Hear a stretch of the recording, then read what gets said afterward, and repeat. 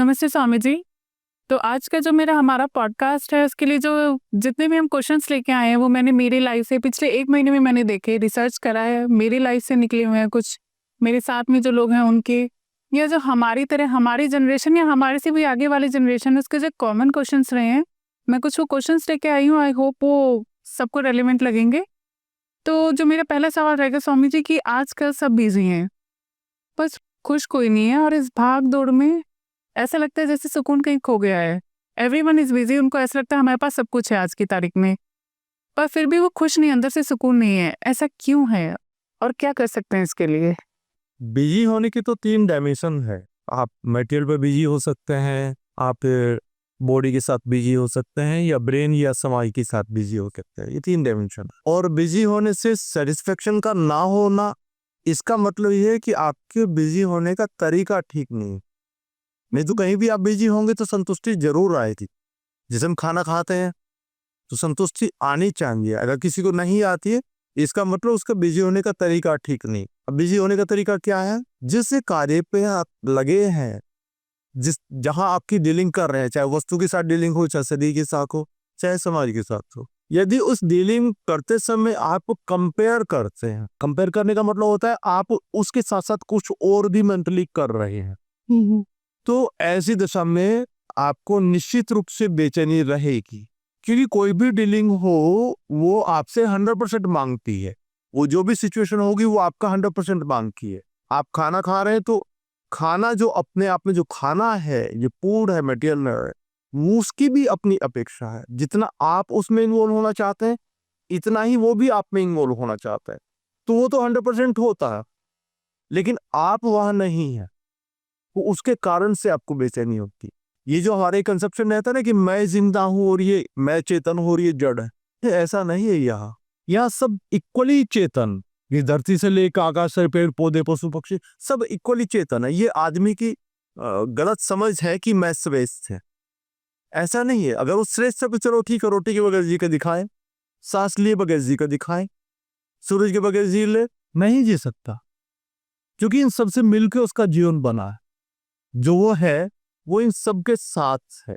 किसी एक का भी अभाव होने पे वो अपने आप से यहाँ नहीं रह सकता। तो ये गलती हो जाती है कि हम जिसके साथ डील कर रहे हैं वो तो हमारे साथ पूरा 100% है, लेकिन हम मेंटली वहां से एस्केप कर गए, या कहिए कि पार्शली वहां है। खाना खा रहे हैं लेकिन चिंता कर रहे हैं, विचार कर रहे हैं।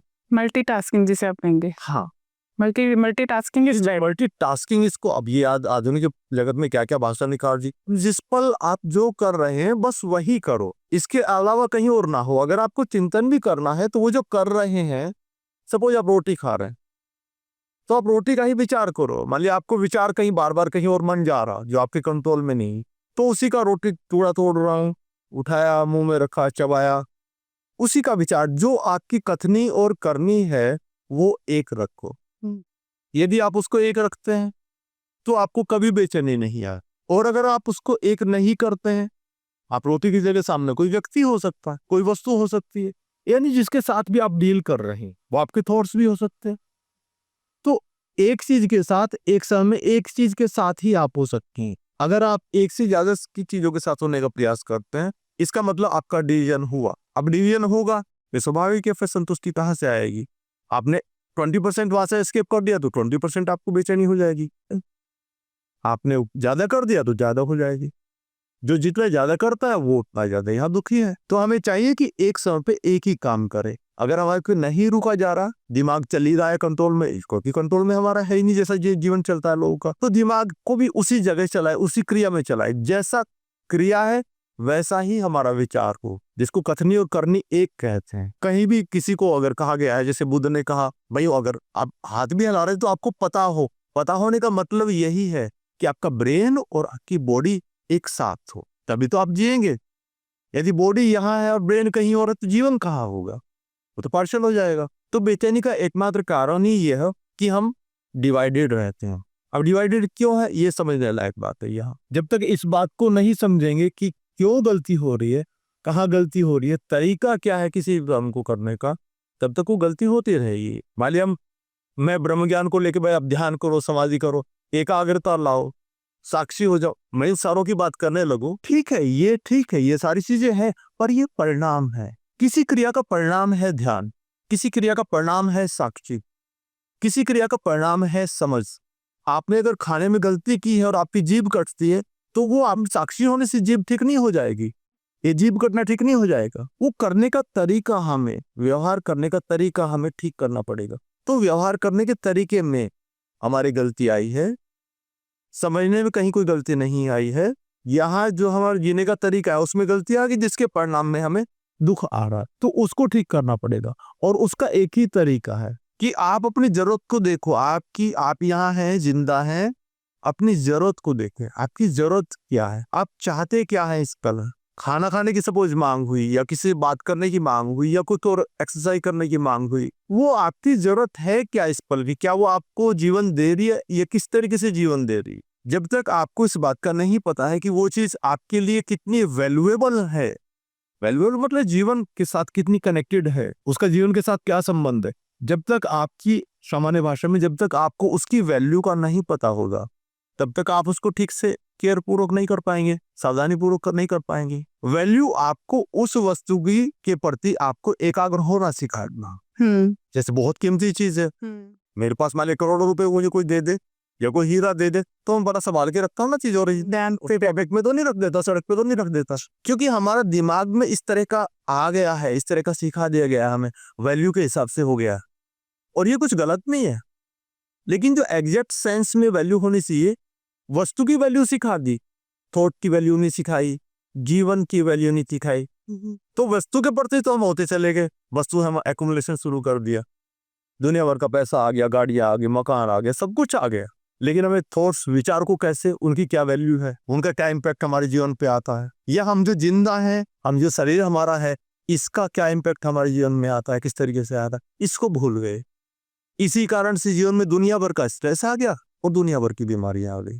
तो वैल्यू जीवन सिखाती है, वैल्यू एकाग्रता लाती है। अब वैल्यू मतलब एक पक्षीय हो गई, बस वस्तु की वैल्यू का हमें पता है, जबकि वस्तु तभी तो है जबकि तुम जिंदा हो, आधा तो तुम हो। तो जब तक हमें चीजों की वैल्यू का नहीं पता चलेगा, तब तक हमें एकाग्र होना नहीं आएगा, और एकाग्र होना नहीं आएगा तो चीजें कंप्लीट नहीं होंगी। हम कंप्लीट नहीं करेंगे किसी भी काम को, कंप्लीट नहीं करेंगे तो बेचैनी आएगी, क्योंकि रिजल्ट्स आधे आधे आएंगे, जिसको हम स्ट्रेस कहते हैं। एक जगह पूरा इन्वॉल्व नहीं हो पाते, आधे इधर आधे इधर आधे उधर। हाँ, तो सेटिस्फेक्शन नहीं आ पाती है। सेटिस्फेक्शन कहाँ से आएगा? हाँ जी, अभी आपने बोला कि कंपैरिजन बहुत होता है, तो ये बात तो सच है कि आजकल कंपैरिजन और कंपटीशन बहुत ज़्यादा बढ़ गया और हर जगह है। तो इस दशा में, आज की दशा में इससे कैसे बचा जाए? जॉब में भी है, घर में भी है, रिलेशनशिप्स में भी है, पर्सनली भी है, खुद से भी है, बच्चों में आपस में, एक ही घर के दो बच्चों में भी है। अब जैसे एक आदमी के पेट में दर्द, अब पेट में दर्द बीमारी है, जो बीमारी ब्रेन में आती है कि मैं बीमार हूँ, इसको बोलते हैं कंपैरिजन। मैं अलग हो गया, शरीर अलग हो गया, बीमारी अलग हो गई, ये। और जब इसको लेके मैं बाहर जाता हूँ, पेट में दर्द, अब किससे बात करूंगा तो गुस्से में बात करूंगा, स्वाभाविक है, गुस्से में ही होगी, तो वो उसकी फर्दर विकृति हो गई। अब हमें विकृति, उस जो फर्दर विकृति हो गई, इसको हम कहते हैं कंपटीशन। तो बिल्कुल बाहर, जैसे मतलब किसी को आईएएस बनना, मैं तो सिंपल रोटी का उदाहरण लिया था, लेकिन अब बाहर ले लो, बहुत बड़ा बनना चाहता हूँ, बड़े बनने चाहते, ये ठीक है, इसमें कहीं कोई बुराई नहीं है, लेकिन किसी की तुलना में क्यों बड़े बनते हो भाई? अब ब्रेन को एक ही बात पे फोकस रखना, मुझे बड़े बनना है। बड़े बनने के लिए क्या जरूरी है भाई? मुझे आईएएस बनने के लिए क्या जरूरी है? मुझे भाई ठीक से पढ़ना जरूरी है। अब उसमें सामने वाली दुनिया लोग हैं, ये कोई कितना कम पढ़ रहा है, ज्यादा पढ़ रहा है, इसकी कहाँ गुंजाइश? जब हम दूसरों को देखने लगते हैं, अपनी जरूरत को नहीं देखते। मैं आईएएस बनना चाहता हूँ, इसमें कोई बुराई नहीं, मैं प्रधानमंत्री बनना चाहता हूँ, प्रेसिडेंट बनना चाहता हूँ, इसमें कोई बुराई नहीं, मेरे पास बहुत पैसा हो, इसमें कोई बुरा नहीं है, लेकिन ये कंपटीशन में कैसे बदल जाता है, इस बात को समझना पड़ेगा। जब मेरा ध्यान इससे हटके लोगों की तरफ चला जाता, वैसे ही ये चीज जो मेरा फोकस था वो बदल गया, बदलती ये चीज अपने आप से कंपटीशन में बदल जाती, और जब कंपटीशन में बदल गई तो जो मेरा फोकस, जितना फोकस होना चाहिए था मेरी पढ़ाई पे, मेरी एकाग्रता भी, जो मुझे आगे कुछ बना थी, वो तो वहां नहीं रहेगा, क्योंकि मैं तो एक ही होना, मेरे पास एक ही तो ऊर्जा है। उस ऊर्जा को मैंने अगर बांट दिया, 100 ग्राम सपोज ऊर्जा लगनी थी मेरी, और 100 ग्राम की जगह मैंने वहां 80 ग्राम लगा दी, 20 ग्राम मैंने समाज को, दूसरे को ध्यान देने में लगा दी, तो फिर परिणाम भी 80% के ही आएंगे। तो मुझे चाहिए कि मैं अपना उस बात पे ध्यान रख के अपने उस बात पे फोकस रहूं, पर्पज ओरिएंटेड रहूं। हमने कपड़े खरीदे तो उनको कपड़ों को खरीद तो लिए, लेकिन उनको पहन के तो भी ये नहीं देखते इसको पहन के रिलैक्सेशन कितना आया। हमने गाड़ी खरीदी तो उसमें बैठ के चला के ये नहीं महसूस करते इसमें कंफर्ट हुआ नहीं हुआ, जिस कंफर्ट की मुझे जरूरत थी वो पर्पज पूरा हुआ नहीं हुआ। अगर वो पर्पज ही पूरा नहीं हुआ तो वो तो निश्चित रूप से आपके ऊपर वजन बन जाएगा ना। तो हमें चाहिए किसी भी चीज को, किसी भी काम को करके एक बार चेक बैक करके देख ले, तो वो जो आपको रिलैक्सेशन आना चाहिए हर क्रिया के बाद में, योग में हर आसन के बाद में शवासन है। एग्जैक्टली। यानी आप बाहर गए, मैं तेरे से बात करनी शुरू की तो तेरे से बात करके वापस मुझे मेरे पे लौट के आ जाना चाहिए एक प्रश्न के बाद। अगर कोई नहीं आ पाता, इस बात पे नहीं आ पाता, अपने पे नहीं आ पाता, दूसरे पे ही रह जाए, तो इसका परिणाम क्या होता है? लड़ाई। तूने अपने विचार दिए, मैंने अपने विचार दिए, और अगर मैं लौट के आ गया तो मैं तेरी बात को समझने का प्रयास करूँ और रिलैक्स होकर बैठ। लेकिन अगर मैं तेरे पे ही रह गया तो फिर वो तेरे विचार तेरे, मेरे विचार थे, विचार आपस में लड़ पड़े। भाई विचार का एक पर्पज था, डिस्कशन का एक पर्पज था। वो पर्पज था कि मैं रिलैक्स होना चाहता हूँ, मैं जीना चाहता हूँ, इसलिए मैं बात कर रहा हूँ, इसलिए मैं लोगों से संबंध बना रहा हूँ, इसलिए पैसा कमा रहा हूँ, इसलिए कुछ भी कर रहा हूँ, वो इस बात के लिए ताकि मैं रिलैक्स होकर जी सके। और वो लौट के आना जरूरी है। वह लौट के आएंगे तो आपको कंफर्म होगा, और आपको कंफर्म हुआ नहीं तो सब व्यर्थ रहेंगे, फिर वो बेचैनी देगा। तो आज युग की और किसी बड़े युग की बात नहीं, ऐसा नहीं कि आज का युग खराब होगा कल युग खराब है, सत्य युग अच्छा था, ऐसा नहीं है। ये युग का अंतर नहीं पड़ता, ये सुबह दोपहर शाम का अंतर नहीं पड़ता आपके जीवन पे। आप सुबह भी जीवित थे, दोपहर को भी जीवित है, शाम को भी जीवित होते हैं, रात्रि को भी जीवित होते हैं। ऐसे किसी युग का कोई अंतर आपके ऊपर नहीं पड़ता है। ये आपका जीने का तरीका है। अब आपको जीना, सुबह को जीना आता है, दोपहर को आपको जीना नहीं आता, शाम को जीना नहीं आता, रात को जीना नहीं आता, तो ये आपकी गलती। उस गलती को सुधारो, और गलती यही है कि हम लौट के नहीं आ, इसको बोलते गैप में जा, थोड़ा गैप होने देखिए। सड़क पे चलते थोड़ी दूरी बना कर रखते हैं ना गाड़ियों से, ऐसे ही एक गैप होने दो। एक आप घर से बाहर निकले किसी भी वे में, मेंटली, फिजिकली या मटेरियली, अब बाहर निकले तो जरा लौट के तो आओ। लौट के आना जरूरी है। लौट के नहीं आते, इसको लोग स्ट्रेस कहते हैं, इसी को लोग बीमारी कहते हैं, फिजिकल, मेंटल या बिहेवियर में जो भी आता है। उसका एकमात्र कारण इतना ही, हम लौट के नहीं आते।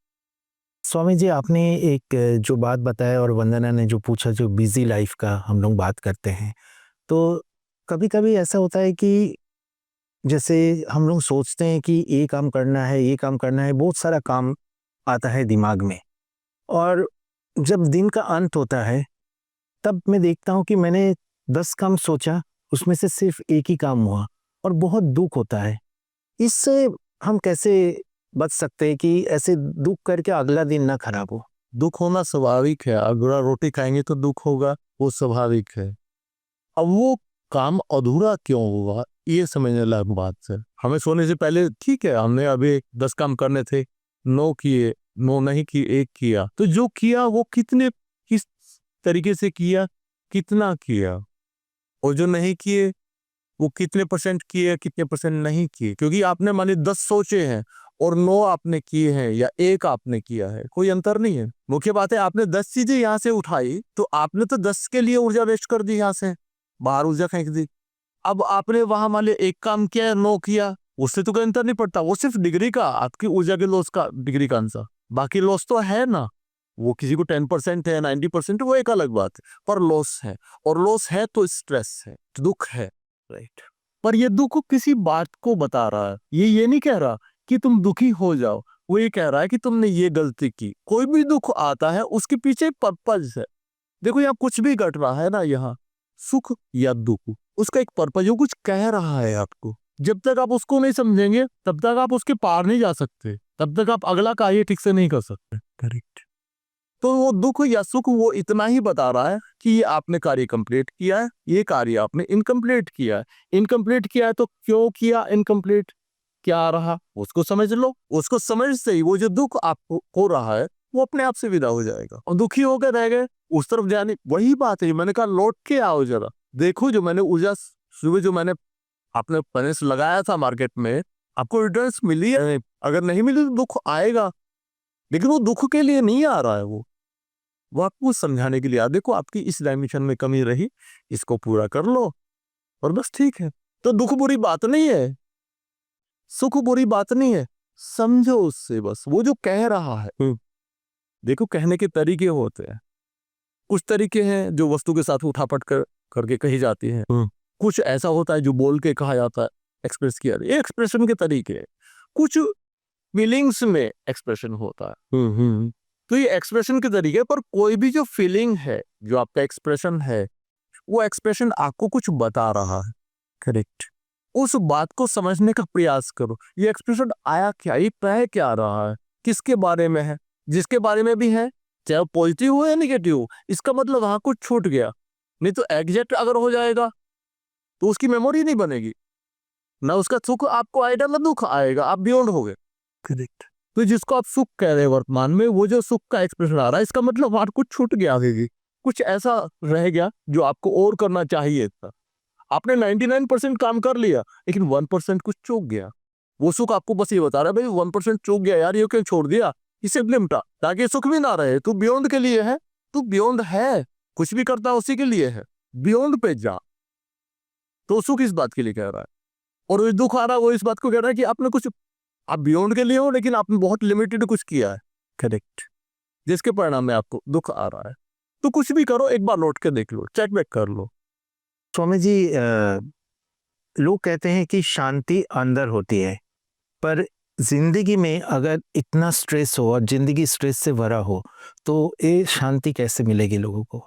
देखिए, जो लोग कहते हैं कि शांति अंदर होती है, इस सत्य को आप समझने का प्रयास करो। आप कुछ भी कर रहे हैं, कहाँ से कर रहे हैं?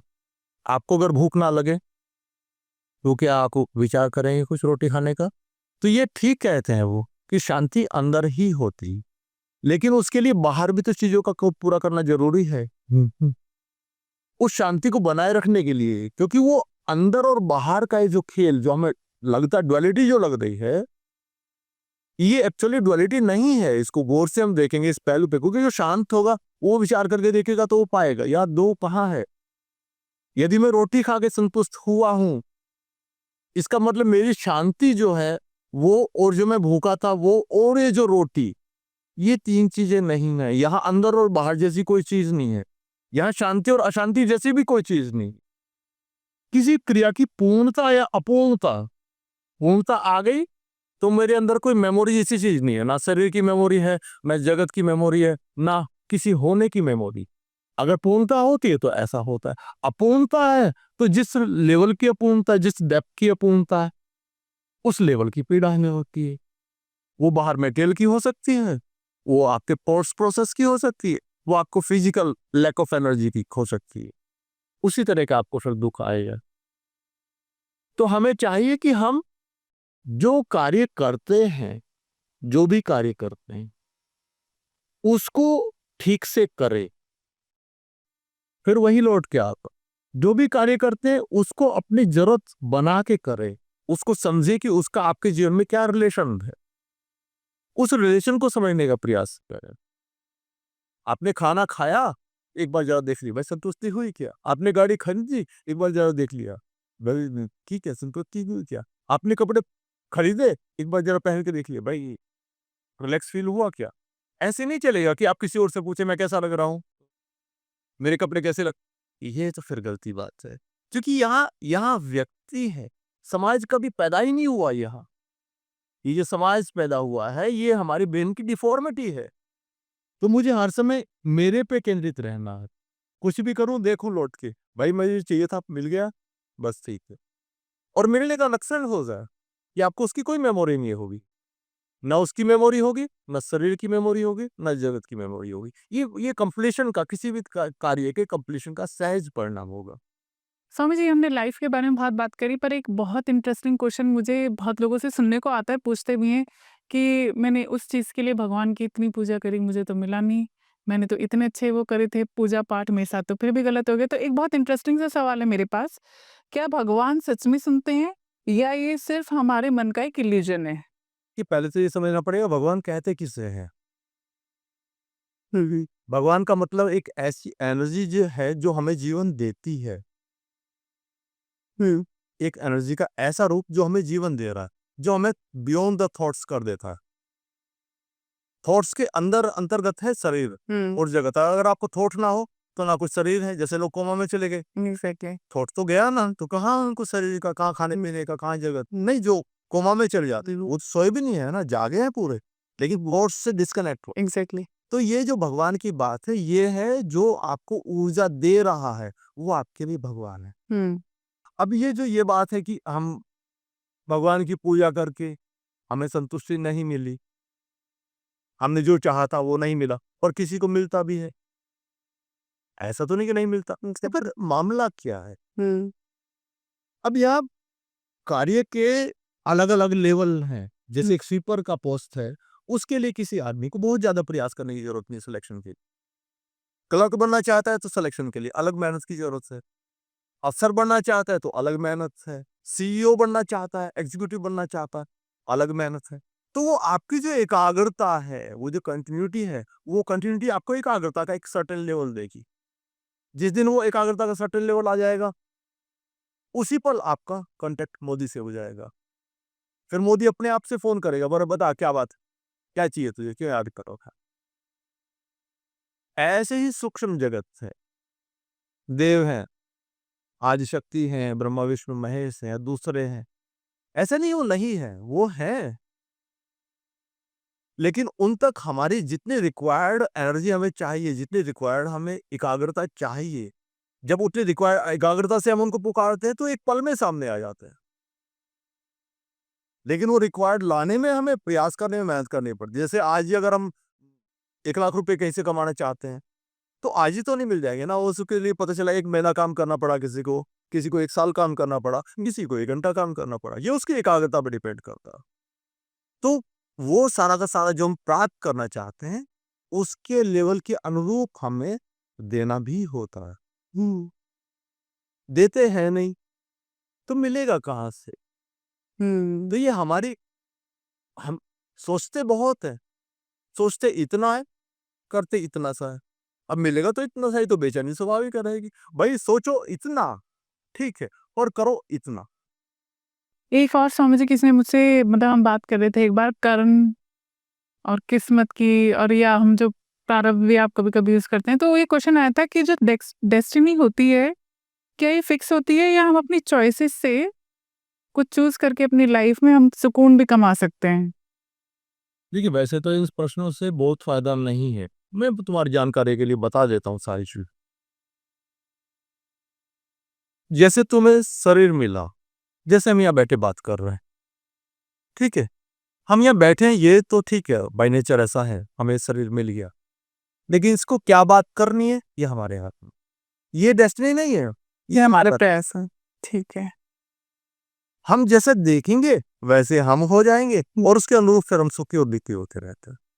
तो ये प्रोक्रेस्टिनेशन ही तो हमारी किस्मत में था। ये सब एक तरीका है खुद को तसल्ली देने का, ये खुद को बेवकूफ बनाने का तरीका। वो गालिब की जुबान में कहा जाए, बहाने भी बहुत हैं खुद को खुश करने के। स्वामी जी, लोग अक्सर हमें पूछते हैं कि हम तो एक पॉजिटिव वे पे लाइफ जीना चाहते हैं और शांति से दिन जीना चाहते हैं, कोई ओवरथिंकिंग ना हो। बट हमारा मन में जो है ना, एक नेगेटिव थॉट और ओवरथिंकिंग रह ही जाता है। तो इससे हम कैसे बाहर निकले? देखिए, कंसेप्ट बड़ा चल रहा है, पॉजिटिव थिंकिंग, पॉजिटिव थिंकिंग। अरे भाई, आप पॉजिटिव करोगे तो बगैर नेगेटिव के पॉजिटिव कैसे कर सकते हो? ये संभव ही नहीं है। ये बिल्कुल ऐसे कैसे किसी को भाला मार कर फिर भाला निकाल लिया और सुई चुबा दी। ठीक है, अब वर्तमान में सुई का पता नहीं चलेगा, पर 4 दिन बाद फिर सुई का पता चलेगा। तो एस्केप कभी ठीक नहीं होता। तो ये बात ही गलत है पॉजिटिव और नेगेटिव की। यहाँ या तो अव्यवस्थित है जीवन या व्यवस्थित है। अव्यवस्थित है तो उसका एक लक्षण है कि आपको मैं हूं का थॉट है, मैं शरीर हूं ये थॉट है, और ये जगत है ये थॉट है। जब भी व्यवस्थित होगा तो ना ये जगत है ना तो इसका थॉट होगा, ना आपको इस शरीर में हूं ना ये थॉट होगा, और ना मैं हूं ये थॉट होगा। हम वहीं रहे, जैसी डिमांड हुई है उस डिमांड के हिसाब से अभिव्यक्ति होने दे। उसको कोई उसमें मतलब एकाग्र ना हो, टॉर्च की तरह होने का, उसको कोई नाम ना दे। वो गाना आता है ना, वो हमने देखी इन आंखों में महकती खुशबू, अब आंखों का महकती खुशबू से क्या मतलब है? रिश्तों का कोई नाम ना दो, वो बिल्कुल ठीक बात है, किसी कवि ने बड़ी ठीक से पहुंच करके वो कहा है। जब भी हम किसी क्रिया को कोई नाम देते हैं, सारी क्रियाएं हैं यहाँ। मैं ध्यान लगाता हूँ, ये भी एक क्रिया है। मैं बात कर रहा हूँ, ये भी एक क्रिया है। मैं बाहर जाके घूमता फिरता हूँ या कुछ मान लिया कसला चलाता हूँ या कुछ खेती बाड़ी का काम करता हूँ, वो भी एक क्रिया है। तो इस तरीके से जियो कि डिवीजन ना हो। आपको जैसा फीलिंग है उसको ठीक वैसे के वैसे सामने रखो। भूख लगी है भाई, अब जो मिल जाए ऊर्जा के लिए, आपको चाय मिल जाए तो कोई बात नहीं, दूध मिल जाए कोई बात नहीं, रोटी मिल जाए कोई बात नहीं, कुछ और मिल जाए, जैसे इस हिसाब से शरीर बना है। वो एक बल्ब की तरह जियो, सूर्य की तरह जियो, इक्वली फैला के रखो अपने आप को। जैसा आपका होना है सही रूप से उसको अभिव्यक्त होने दो। मत कहो मैं लड़का हूं, मत कहो सामने कोई लड़की है, मत कहो ये वो है, कुछ भी है या कुछ मत बोलो। Life is to live and don't not to understand. Don't try to understand anything, just live it. इसलिए पॉजिटिव निगेटिव जो कर रहे हैं भाई, ये इनकी अधूरी समझ है, इनको अभी ठीक से पता नहीं चला है, इसीलिए वो बेचारे वो खुद भी दुखी है, तभी तो पॉजिटिव निगेटिव कर रहे हैं। जो ठीक होता है वो ठीक ही बात करता है, जो बियॉन्ड द थॉट चला गया वो कभी ये पॉजिटिव निगेटिव की बात नहीं कर सकता। स्वामी जी, आपने एक बहुत अच्छा बात बोला कि हम अगर रियलिटी से अगर स्केप करना चाहते हैं तो तभी पॉजिटिव और नेगेटिव में हम चीज़ों को जज करते हैं। तो एक चीज़ जो बहुत चल रहा है और बहुत लोग बोलते हैं कि आज के डेट का जो स्पिरिचुअलिटी है वो रियलिटी से भाग के जाने का एक मकसद होता है। और दूसरा, इसीलिए वो लोग बोलते हैं क्योंकि वो बोलते हैं कि स्पिरिचुअलिटी जो है ये सिर्फ बड़े लोगों के लिए है, जिनके पास पैसा है, सब कुछ है। ये आम लोगों के लिए नहीं है जो रोज स्ट्रगल करते हैं। क्या ये सही है? और अगर सही नहीं है तो एक आम लोग कैसे स्पिरिचुअल लाइफ जी सकते हैं? जैसे आजकल वो अंग्रेजी में भी हो गया ना, ये सामान्य अंग्रेजी है और ये मॉडर्न अंग्रेजी है। ऐसे लोगों ने विभाजन कर लिया, ये मटेरियल वर्ड है, ये स्पिरिचुअल वर्ड है। ये चालाक लोगों की चीजें हैं, चालाकियां हैं। उनको मैं अगर कड़वी भाषा में बोलूं तो भूत प्रेत नहीं कहेंगे। जो आदमी हो गया है वो डिवीजन कैसे कर सकता है? मानिए आपको भूख लगी, अब कैसे डिवाइड करोगे आप भूख को, कि रोटी की भूख है या सेव की या चाय की? अगर आप डिवाइड करते हैं तो ये तो ब्रेन से हो रहा है ना। ब्रेन क्या है? आपकी साइकिक बॉडी, आपकी डिफॉर्मिटी। जीवन में ब्रेन के लिए कोई अस्तित्व नहीं है। जीवन सिर्फ यहाँ जो उठी, शरीर में जो एक मांग उठी, उसको रिकॉग्नाइज करता है और उसको ऐसे कैसे बाहर मैच कर देता है। वो आकृति को आकृति से मैच करता है, वहां शब्द कभी नहीं आता।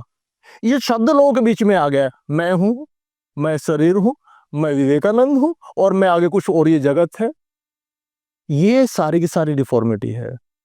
ये ब्रेन का स्वभाव नहीं है। ब्रेन का स्वभाव तो मैच करना है।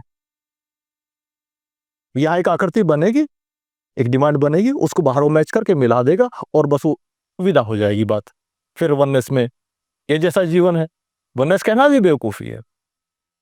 तो वास्तव में जीवन में जहां जीवन है वहां स्पिरिचुअलिटी और मटेरियल वर्ड ये बनते ही नहीं है। मतलब आपने क्या किया कि आपको बेचैनी हुई?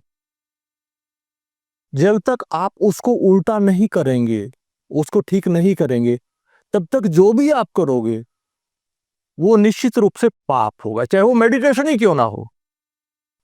इसके लिए आपको जो कर रहे हो, इस पल की जो आपकी डिमांड है, उसको व्यवस्थित तरीके से करने से जो परिणाम आएगा उसको ध्यान कहते हैं। इसको ठीक से समझ लोगे, जी लोगे, तो ये तो अपने आप से जिया जाएगा। तो फिर आपसे ना कोई व्यवहारिक गलती हो सकती है, ना समझने में गलती हो सकती है, कोई बेचैनी आपसे नहीं हो सकती है, कोई गुंजाइश नहीं है। और आप जगत को समझते रहो, कितना समझ लो, कुछ नहीं हो पाएगा। वही का वही दुख बना रहेगा। एस्केप करते रहेंगे। यहाँ 1 डिग्री से 2 पे चले गए, 3, 4, 5, 6, 359, 360, फिर वहीं पहले से शुरू हो गया। वो एक कमरे में घूमता रहेगा आदमी, वहीं का वही घूमता रहेगा। आप बीच में होके बैठ जाओ अपने केंद्र पे। लोगों ने बात तो शायद सही शब्द प्रयोग किया है, लेकिन वो उसको ना लोगों को समझा पाए ना वो समझ पाए। सबने कहा अपने केंद्र पे रहो, परिधि में मत जाओ। बात तो बिल्कुल ठीक है, लेकिन शायद वो ठीक से समझ नहीं पाए, इसलिए लोग उसको बहुत उसका अन्यथा अर्थ ले पाए। अरे भाई शरीर आप हैं, ये आपने किसी ने सिखाया नहीं है, ये है इसकी अपनी एक जरूरत बनती है जिसके कारण से इसको मेमोरी बनती है। उस मेमोरी के रूप में वो जो वस्तु जो मांग बनी वो वस्तु बाहर है, ठीक है, दोनों को मैच कर दो, मैच कर दिया, बस स्मृति गायब होगी। स्मृति गायब होते ही जो शरीर की स्मृति थी वो भी गायब हो गई, जगत की स्मृति भी गायब हो गई। जैसे आपने रोटी खाई तो शरीर की जैसी मेमोरी थी, क्या खाना खाने के बाद भी वैसी मेमोरी रह गई? क्या विदा हो गई ना, वो शरीर भी गायब हो गया, वो मेमोरी भी गायब हो गई, वो जगत भी, किचन भी गायब हो गई। सही। तो ध्यान करना नहीं है, ध्यान परिणाम है, चीजों को कंप्लीट करने का। उसको भाई डिवाइड मत करो, ये स्पिरिचुअल है ये जगह, नहीं नहीं, ऐसा कुछ नहीं है, नेचर में ऐसा नहीं है। ये हमारी कम अकली है, कम समझ है हमें, इसलिए हम ऐसा कर रहे हैं। करेक्ट। तो समझिए एक अलग मेरे पास इस टाइम क्वेश्चन है, दिल से रिलेटेड है थोड़ा, ये शायद यंगर जनरेशन के काफ़ी काम आएगा, कि जब दिल टूटा हो या लाइफ में कुछ एकदम से कुछ गलत हो जाए, तो हमें सबसे पहले क्या करना चाहिए कम बैक के लिए? कम बैक जैसी कोई बात नहीं होती यहाँ, कम बैक जैसी बात नहीं है यहाँ। अब क्या किया जा सकता है, क्योंकि आपके पास 360 एंगल हैं जीवन को जीने की, परिधि पे जाने के। आपके पास 1 डिग्री पे अगर आपको वहां आपने अटेम्प्ट किया और वहां सफल नहीं हुए, सफल ना होने के कारण को समझे। सफल नहीं हुए तो वहां बाकी डिग्रियां हैं, आप किसी दूसरी डिग्री पे अटेम्प्ट करो, तीसरी पे अटेम्प्ट करो। इसका मतलब ये नहीं होता कि वहां बैठे रो रहे हैं। वो अटेम्प्ट आपने 1 डिग्री पे किया और उसमें सफल नहीं हुए, इसके पीछे मुख्य जो कारण है, क्योंकि अटेम्प्ट होता है अंडरस्टैंडिंग से। अंडरस्टैंडिंग जो डिमांड है उसकी प्रॉपर क्लैरिटी, डिमांड की जितनी ज्यादा क्लैरिटी होगी उतना ज्यादा आपको उसका एग्जीक्यूशन आसान हो जाएगा। वो डिमांड कहाँ की है ये बात कीमती नहीं है, वो किसी स्त्री पुरुष की डिमांड है या किसी मटेरियल की डिमांड है या शब्दों की डिमांड है, उसकी कीमत नहीं है, क्योंकि इन तीनों में बिल्कुल अंतर नहीं है। जो सुख है वो आप एक स्त्री के साथ जीते हैं, वो सुख आप एक रोटी के साथ जीते हैं या एक वस्तु के साथ जीते हैं, वो सुख, और आप थॉट के साथ जीते हैं। इन तीनों तरह के सुखों में कहीं कोई अंतर नहीं है। ये जो अंतर आपको दिखता है ये आपकी उसके ऊपर एकाग्रता की फ्लक्चुएशन के परिणाम में दिखता है। आप एक जगह ज्यादा एकाग्र हो जाते हैं, आप युवा हैं तो स्वाभाविक है आप स्त्री के ऊपर या पुरुष के ऊपर ज्यादा एकाग्र होंगे, तो वह आपको ज्यादा सुख महसूस होगा। उस स्टेट के कारण से वो स्टेट आपको कंपेल करेगी, वो युवा जो स्टेट है हमारी, वो स्टेट हमें कंपेल करेगी कि हम उस पे 100% हो जाएं। उस पे हम 100% हो जाते हैं। लेकिन अगर प्रौढ़ को हम देखें, जो प्रौढ़ उम्र के लोग हैं, जो 40 के 50 के इसके आसपास के 35 के बाद के, वो अंडरस्टैंडिंग के ऊपर बात आती है, वो समझने का चीजों को प्रयास करते हैं। वहां जो नेचुरल उनका होना है वो समझने का प्रयास करें। उनके सामने समझने की बजाय आप उनके सामने स्त्री पुरुष रखो तो उसको उतनी संतुष्टि नहीं आती है। तो ये आपकी अवस्था के कारण से होता है। पहली बात, अवस्था के कारण से आपकी डिमांड क्रिएट होती है। जैसे बच्चे हैं तो उसकी खिलौनों के प्रति डिमांड क्रिएट होगी, युवा है तो उनकी स्त्री पुरुष के प्रति डिमांड क्रिएट होगी।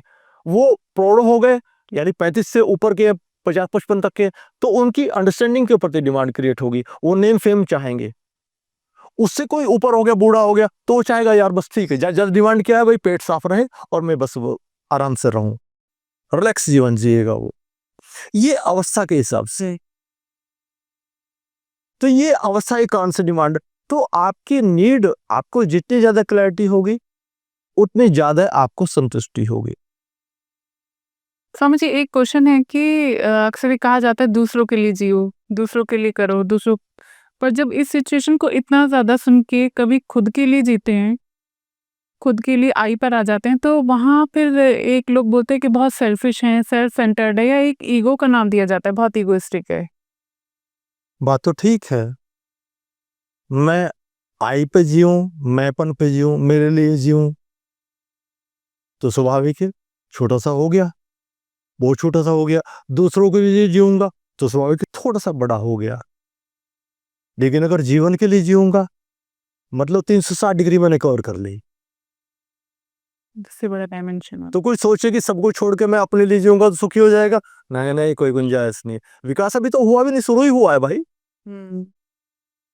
ये बिल्कुल मैं मेरे लिए जीऊं, ये बिल्कुल ऐसे ऐसे जैसे बच्चा जीता है। वो खिलौनों के लिए किसी के साथ कुछ भी कर सकता है, माँ बाप के लिए के साथ भी कुछ भी कर सकता है, वो सिर्फ अपने लिए जीता है। तो ये तो शुरुआत है विकास की, पहला स्टेप है। विकास के 3 स्टेप होते हैं जिसको ब्रेन कहते हैं। ब्रेन पहले मैं हूं, ये पैदा हुई, इसको भूख लगी तो पहले मैं भूखी हूं, यही पैदा होगा ना, तो भूख के लिए आगे काम करेगी। लेकिन रोटी खा के क्या होगा, क्या रोटी खा के मैं रह गया? अब सारी चीज विजन क्लियर हो जाता है ना, सब कुछ ठीक ठीक दिखता है, तो सबके साथ ठीक से व्यवहार करती है। इसका मतलब क्या है, इसका अगला स्टेप क्या है, मैं सबके लिए, अब सबके लिए काम करेगा वो।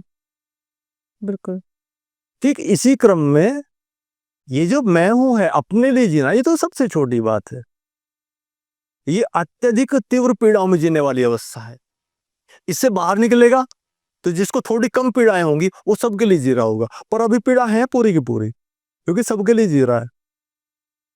जो जीवन के लिए जिएगा, तो जीवन में मैं और तू और सब नहीं होते हैं, जीवन तो है। जीवन में तो ये लोग, ये पशु पक्षी, ये धरती, ये आकाश, चांद सूरज तारे सब आते हैं। जो जीवन के लिए जिएगा उसके जीवन में कोई पीड़ा नहीं होती। जो जीवन के लिए जिएगा तो हर चीज की कदर करेगा, हर चीज की वैल्यू का है। वो सड़क पे चल रहा है, एक पत्थर उसके सड़क के पीछे पड़ेगा, उसको लात मार के नहीं वो उतार के फेंकेगा, उसको उठा के धीरे से रखे, जैसे एक बच्चे को बैठा रहा हो साइड में, उसका व्यवहार ऐसे देखने में आएगा। उसके जीवन में कोई बेचैनी जैसी चीज नहीं होगी। वो जीवन जो अपने लिए जी रहे हैं, यहाँ वो भी दुखी हैं, और जो दूसरों के लिए जी रहे हैं वो भी दुखी हैं। और अगर वैकासिक तरीके से कहें तो ठीक है, विकास की एक अवस्था है कि विकास की अवस्था में पहले में मैं पैदा होता है तो मेरे लिए जिएगा, फिर मेरे पूर्ति कर ली तो आँख खुल गई, अब दूसरे दिखे, तो विकास की अवस्था है। पहले मैं दिखूंगा, अगले स्टेट में दूसरा दिखेगा, और तीसरे स्टेट में वो पार हो जाएगा। और ये हर जगह बनती है, ऐसा नहीं है। ये किसी भी क्रिया में आप देखो, किसी भी क्रिया में, कोई भी क्रिया आपको पहले टॉर्च की तरह बनाएगी। पहले आपके अंदर आपका मैं हूं प्रकट होगी, चाहे काम हो, चाहे योग हो, चाहे भोग हो, दोनों पहले मैं हूं ये प्रकट होगा। फिर उसमें कुछ दिखेगा, दूसरा एक प्रकट होगा, उससे थोड़ा सा रिलैक्स होगा। जब रिलैक्स होगा तो फिर वो जगत में आएगा। इसलिए सन्यासी भी जो बड़े बड़े उपलब्ध लोग होते हैं, सुनते हैं हम, हिमालय में जाके तप किया और फिर तब पूरा हो गया, फिर आए जगत में और जाके आके यहाँ प्रवचन कर रहे हैं, उनको भी दूसरा प्रकट हुआ है। उनमें से भी कोई दूसरे की पराकाष्ठा पे चला जाता है, फिर वो शांत होकर बैठ जाता है, बस ठीक है, रोटी मिल जाए ठीक है, बस रोटी खा ली ठीक है। कोई आ गया, देखा उसकी जरूरत है तो उसकी जरूरत के हिसाब से 2 4 शब्द बोले, बस, नहीं तो अपना जी रहा है। तो इसमें कुछ अच्छा बुरा नहीं है, ऐसा नहीं किसी को आरंभ हो रहा है तो गलती है। कोई योग या भोग में मैं हूं करके बैठ गया, गलती नहीं है, वो विकास की अवस्था है। विकास अवस्था, ठीक है। समझे, एक मेरा सवाल ये है कि जब हम स्पिरिचुअलिटी के रास्ते पे चलते हैं या पीस की जहाँ पे हम बात करें, कि मैं कैसे समझूं कि हम इनर पीस के रास्ते पे हैं, या जब कोई स्पिरिचुअलिटी के रास्ते पे हैं तो ऐसा कुछ होता है, इनिशियली कोई साइन मिलते हैं कि हम सही रास्ते पे हैं? अब तो ये भूख लगी, भूख है, यहाँ कई तरह की भूख होती है। शरीर की भूख होती है, शब्दों की भूख होती है, और मटेरियल की भूख होती है, या व्यवहार की भूख होती है। ठीक है, एक भूख लगती है हमें, और जैसे ही उसकी भूख की तृप्ति शुरू होती है तो क्या अपने आप पता नहीं चलता, उसका सहज लक्षण होता है कि एक रिलैक्सेशन आता है। आप आप खाते हैं तो पहले टुकड़े पे ही एक रिलैक्सेशन आता है, हाँ यार बस, आपका फोकस और ज्यादा हो जाता है। अभी जो थोड़े से डिवाइडेड थे, जैसे किताब पढ़ता है बच्चा, एक स्टूडेंट किताब पढ़ता है तो शुरू में उसको किताब और सराउंडिंग भी दिखता है, फिर उसको उसमें मजा आता है तो सराउंडिंग गायब हो जाता है, केवल किताब दिखती है। फिर उसमें और मजा आता है, धीरे धीरे उसके जैसे जैसे आगे बढ़ेगा वैसे वैसे उसका मजा बढ़ता चला जाता है, सुख बढ़ता चला जाता है। पर वो सुख उसको पता नहीं है अभी, एक्चुअली वो सुख उसकी एकाग्रता के बढ़ने के परिणाम में दिख रहा है। पर स्टूडेंट को तो ऐसा लगता है, यार किताब पढ़ने में अच्छी लग रही है, इसमें मजा आ रहा है, इसमें सुख मिल रहा है। एक्चुअली वो हमारी एकाग्रता के परिणाम है। पर वो किताब पे आया, किताब से फिर वो उस पे जो लिखा हुआ है किताब पे, उस पेज पे आ गया। फिर एकाग्रता बढ़ेगी तो उसमें लाइन्स आ गई, एक-एक लाइन उसको दिखेगी, ऊपर नीचे कुछ नहीं दिखेगा। फिर लाइन्स पे फोकस होगा तो उसमें एक-एक शब्द दिखेगा। फिर साउंड पे भी फोकस, शब्द पे फोकस होगा। फिर नेक्स्ट स्टेट आती है जिसमें शरीर और जगत, किताब दोनों का अभाव हो जाता है। तब वो किताब जो सामने है वो सुननी शुरू होती है। जो उसका राइटर है वो सीधा, क्योंकि वो आकाश में कहीं है, शब्द तो किताब में तो पब्लिश होके आ गया ना, फिर वो सुनना शुरू होता है जहाँ कोई शरीर जगत नहीं होता, सुनती है किताब। तब वो एग्जैक्ट हमें अंडरस्टैंडिंग आने लगती है उसकी। फिर वो जो सुनती है किताब, उसके पीछे जो फाइनल स्टेट है, उसके पीछे जो राइटर है उसकी जो फीलिंग्स थी, वो ऐसा सीधा दिखना शुरू होता है। ये जो दिखना है ये अल्टीमेट है, इसको सत्य बोलते हैं। आप किताब को पढ़ते हैं, वहां से भी आप सत्य तक जा सकते हैं। आप किसी भी क्रिया को करते हैं, योग या भोग, किसी भी आप क्रिया को करते हैं, आप उसको, उसकी जो पराकाष्ठा है वो परमात्मा है। उससे पीछे की सारी वो विकास की अवस्थाएं हैं या आपकी एकाग्रता के विकास की अवस्थाएं हैं। वैसे वैसे उस तरह के अनुभव आते हैं आदमी को। वो सबके अनुभव अलग हो सकते हैं। वो तो कोई आदमी किसी चीज को लेके चल रहा है। अब देखो ना कितनी सारी चीजें हैं, अब किसका एकाग्रता कहाँ से लेके चल रहा है वो उसके तरीके से उसको अनुभव आएंगे, जैसा उसका निर्माण है। अब तूने रोटी खाई तो तुझे रोटी का अनुभव है ना। अब इन्होंने मान लिया मीट खाया तो इनको मीट का अनुभव है, मैंने दूध पिया तो मुझे दूध का अनुभव है। तो यार दुनिया भर का भोजन बिखरा पड़ा है हमारी तरफ, ये भोजन है पूरा का पूरा। मेरे लिए पूरी सृष्टि भोजन है। ये सृष्टि है, इसमें आदमी और पशु और पेड़ पौधे नहीं है, मेरे लिए भोजन है। ऐसे हम सब के लिए, मैं अकेला और ये मेरा भोजन।